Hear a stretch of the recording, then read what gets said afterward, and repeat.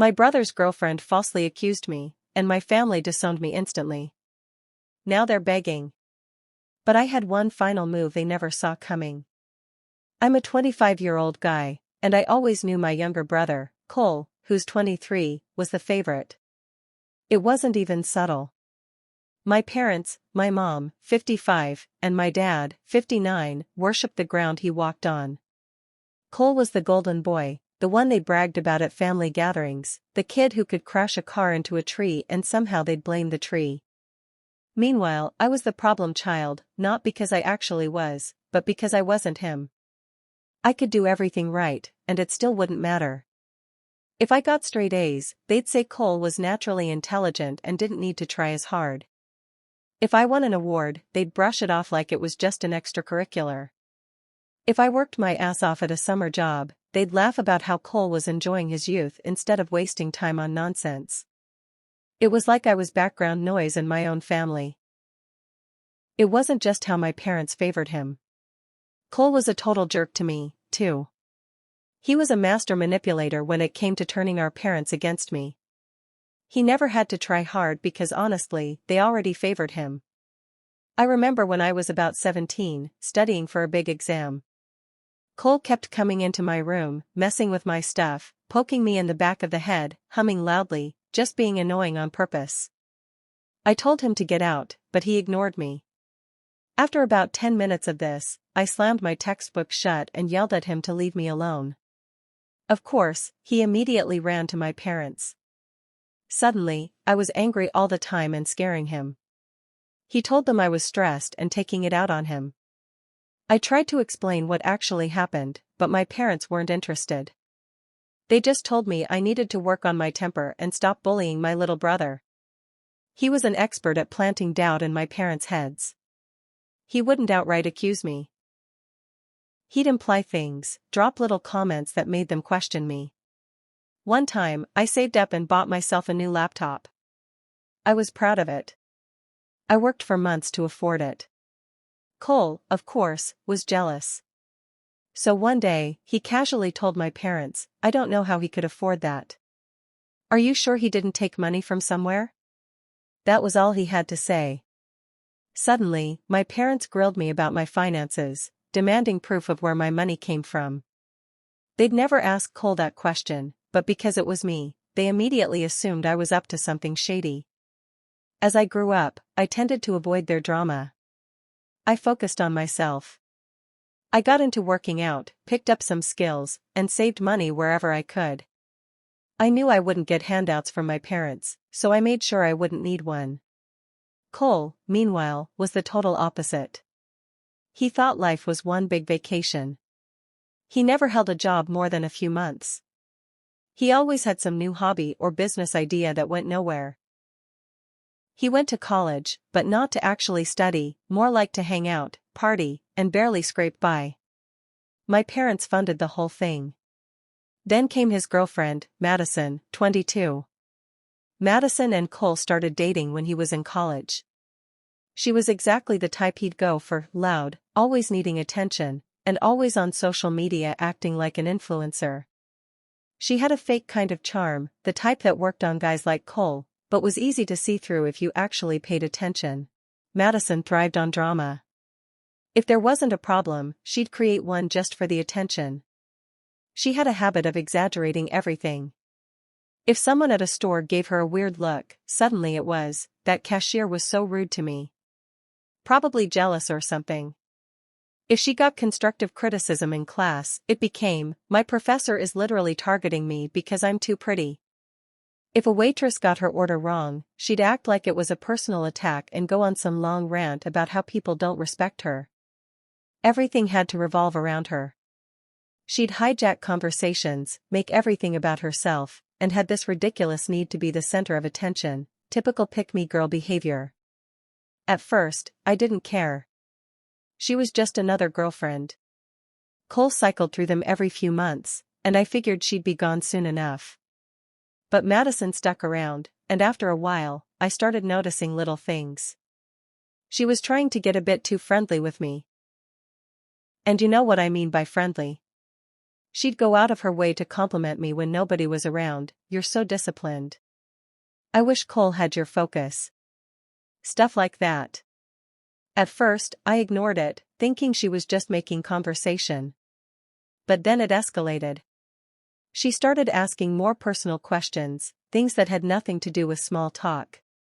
She'd ask about my workouts, how often I went to the gym, what kind of supplements I took. Then she'd make little jokes like, "Cole should learn from you," with this weird smirk. She'd text me out of nowhere asking for advice on things unrelated to her. These weren't innocent messages. They were obvious. At first, it was stuff that could be explained away. "Hey, do you know a good app for meal planning?" Or "What protein powder do you use?" Simple questions anyone could get. But then the tone changed. "You must get so many girls hitting on you at the gym. You probably don't even notice anymore. If I worked as hard as you, maybe I'd look half as good. You should train me sometime. Bet you could teach me a few things. Cole's so slow sometimes. LOL. I kept my responses short and cold. The first time she sent something like that, I shut it down quickly. "Not gonna happen. Don't text me like that again." She backed off for about a week, then it started again. It was like she thought if she kept pushing, I'd cave. She started texting late at night more often, but I left her messages on read. And the way she acted when we were in the same room, that's when it became impossible to ignore. If we ended up alone, like if Cole left the room or went outside, she'd lean in a little too close when she talked. She'd laugh at things that weren't even funny, brushing her hand against my arm like it was totally accidental. Her compliments started sounding more like invitations. I was disgusted, but the worst part? She was careful. She never said anything that could get her in trouble if someone overheard, but she always pushed the line, testing how far she could go. Looking back, I should have shut it down sooner. But I figured she was just playing some dumb game to make Cole jealous. It wasn't my problem. But then one night, after a family dinner, she sneaked into my room. That's when I realized it wasn't just harmless flirting. She leaned in way too close, blocking my way out. Her voice was lower than usual, like she was testing the waters. She told me she was bored with Cole, that I was different, that she wouldn't tell if I didn't. Then she tried to kiss me. I pushed her off immediately. "Are you out of your damn mind?" I wasn't even subtle about it. I told her to stay the hell away from me and that if she tried this again, I'd expose her myself. And just like that, her whole act switched. She wasn't embarrassed. She wasn't apologetic. She just looked at me, calculating. In that moment, I knew she wasn't just going to let this go. With that, she put on that fake smile again, then left the room like nothing happened. I thought maybe she'd keep her distance after that she'd realize she messed up and avoid me. But she took things in a completely different direction. The next day, I came home and the house felt off. My parents were stiff. Cole looked at me like I had just murdered his dog. And then Madison, standing behind them, started crying. I didn't want to say anything, but he tried to force himself on me last night. I froze. "Wait, what did you just say?" For a second, I thought I misheard her. Then I laughed, not because it was funny, but because it was so ridiculous I thought it was a joke. She was just trying to seduce me last night and now she's acting like the victim. I was too stunned. She deserved an Oscar at this point. Cole lunged at me. My dad had to hold him back. "You sick freak." I looked at Madison, waiting for her to cut the crap, but she just stood there looking hurt, like I had actually done something. I tried to explain. I told them she was the one who came on to me. I told them I rejected her and this was some kind of revenge because she was scared I'd expose her, but none of it mattered. None of them believed me. They didn't ask for proof. They didn't try to hear my side. They didn't even hesitate. My dad coldly said, "Get your things and get out." I looked at my mom. She wouldn't even meet my eyes. I wanted to fight it. I wanted to scream at them for being so stupid to believe such a thing, but I knew how this worked. they'd already made their choice. And judging by how I was always treated like the black sheep, arguing would be pointless. Since that day, I knew there was no place for me with these people. So, I packed a bag and left. Getting kicked out was one thing. Realizing how easy it was for them to do it, that was worse. No hesitation, no doubt, no second guessing. They threw me away like I was nothing, like I wasn't their son, like I hadn't been part of that family for over 20 years. And the thing that really got me? Not a single phone call, not a single text, not even a half-assed, "Are you okay?" from my mother. They cut me off completely. Later, I realized it was for my own good. I didn't have much, just a duffel bag of clothes, a few $100 in my bank account, and my car. That was it. I hadn't been planning for this, but luckily, I'd saved some money from odd jobs over the years. Not much, but enough to keep me from sleeping on the street, at least for a little while. I spent the first few nights in my car, and believe me, that was pretty far from fun. But I had to live. Later, as the news spread among the family, I got a call from my cousin Lucas, 28. He was the only one who didn't buy Madison's lies. He'd always had my back since childhood. I remember him defending me whenever Cole tried to mess things up. He offered me a place to stay for a while. At this point, he was a real brother to me. I stayed at his place for a few days until I pulled myself together. I couldn't stay with him too long, I knew he had his own problems, and I never wanted to burden him, even though he insisted I stay. I left, but we stayed in touch. After that, I found a temp job at a warehouse within a week. It paid like crap, but I wasn't in a position to be picky. I scraped together enough money to rent a tiny room in a shared house, the kind where walls are thin and you have to pray your roommates aren't drug addicts or lunatics. Then I got another gig working overnight at a gas station. 2 jobs, no sleep, just working, eating whatever was cheap, and crashing for a couple hours in my car between shifts. It was a grind, but I wasn't about to sit around feeling sorry for myself. Every second I wasted being pissed off was a second I wasn't working toward getting out of this mess. Cole, meanwhile, was living it up. I tried not to check his social media, but sometimes curiosity got the best of me. Every time I saw his posts, it was the same thing: parties, vacations, expensive new things. He was even still posting pictures with Madison. It was like watching a kid burn through his inheritance in real time. My parents were still bankrolling his lifestyle, and he was milking it. I won't lie, it pissed me off, not just because it was unfair, but because I knew exactly how it was going to end. Cole had never worked a real job in his life. No skills, no work ethic, no plan. He was burning through money like it would never run out. But one day, it would. And when that day came, I knew exactly who he'd come running to. But that wasn't my problem right now.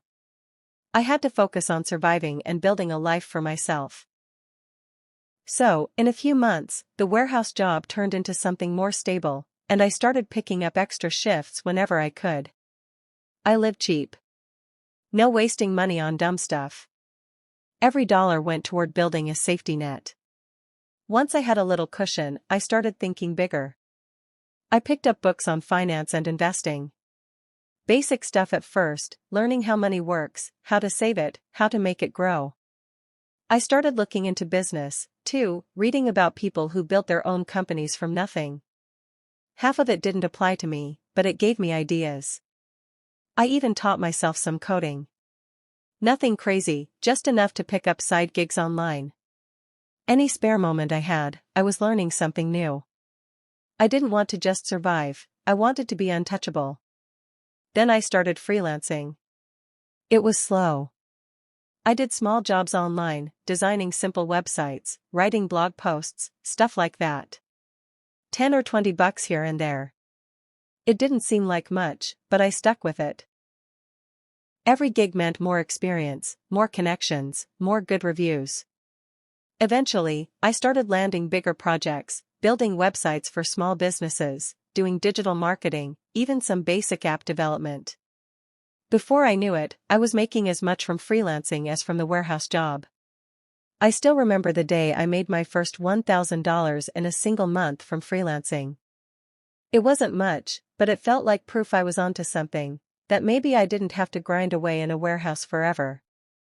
After a year, I finally moved out of that crappy shared house into my own place. It wasn't fancy, just a small apartment in a decent neighborhood, but it was mine. No more sketchy roommates or wondering if my stuff would go missing. For the first time in my life, I had my own space. That's when things really took off. I quit the warehouse job and went full-time freelancing. Without long shifts and exhaustion, I could focus completely on growing my business. I started raising my rates, taking on more clients, and expanding my skill set. I learned SEO, digital advertising, and e-commerce. I built websites that actually helped businesses make money. And once word got around, clients started coming to me instead of the other way around. By year 2, I wasn't just getting by, I was comfortable. I had savings, no debt, and the freedom to work on my own terms. But I didn't stop there. I started thinking long-term, how to scale beyond freelancing. So, I built my own website, created packages for different businesses, and started marketing myself as a consultant instead of just a freelancer. I automated the small stuff, emails, invoices, scheduling, so I could focus on bigger projects. I even started outsourcing work to other freelancers, taking a cut while delivering high-quality results. By year 3, I was making more money than I ever thought possible. Not millionaire rich, but enough to live comfortably, save for the future, and never worry about bills again. More importantly, I had control. No boss, no schedule I didn't choose. No one to answer to but myself. Now, about my family, I cut them off completely after that Madison incident. They didn't even try to reach out, and I couldn't care less. During that time, I stayed in touch with Lucas. We'd meet up from time to catch up. One day, after a couple months without seeing him, he called me and said there was big news I had to hear. I met him at a coffee shop the next day. Without introductions, he said, "Yo, you won't believe what I'm about to tell you." At first, he told me how Cole's life was cracking. It started with small things, the flashy vacation stopped. The constant flexing on social media slowed down. He was having money problems. Apparently, he'd tried to start a business, some half-baked entrepreneurial nonsense he thought would make him rich overnight. It failed spectacularly. He lost a ton of money, burned through his savings, and still hadn't figured out how to work a real job. People say you learn who your real friends are when you hit rock bottom. Cole learned it the hard way. The same people who partied with him and cheered him on while he wasted money all disappeared the second he wasn't useful anymore. Now comes the real tea, Madison. For a while, she was just as flashy as Cole, if not worse, posting about how they were living the dream, acting like the next power couple. But once the money started running out, she ditched him. They even found out she cheated on him, hooking up with one of her friends. Oh, and this is where it gets interesting. Honestly, I saw it coming. She was never in it for the long haul. She was there for the lifestyle, attention, free vacations, and Instagram-worthy moments. Once Cole couldn't provide those things anymore, she cut her losses and bailed. And my parents, they finally noticed. They'd spent years throwing money at him, hoping he'd magically become successful. But now, with nothing to show for it, they were questioning things. I wasn't part of their lives anymore, but I knew how they thought. My mom must have been devastated seeing her perfect son start to fail. My dad, the same guy who kicked me out without a second thought, must have wondered why his golden child still needed handouts. I should have felt bad for them, for Cole. But I didn't. Here's where it gets even more interesting. Madison was known to have a big mouth, the type to talk way too much, especially when drunk. Turns out after she left Cole, she went out with some old party friends and let her mouth run wild. And guess what? She drunkenly admitted everything. She told them she lied about me, that I never did anything to her, and that she only accused me because I rejected her and threatened to expose her. She thought it was hilarious how my parents immediately took her side and how she played the victim so well they never questioned her. She bragged about it, treating the whole thing like a stupid.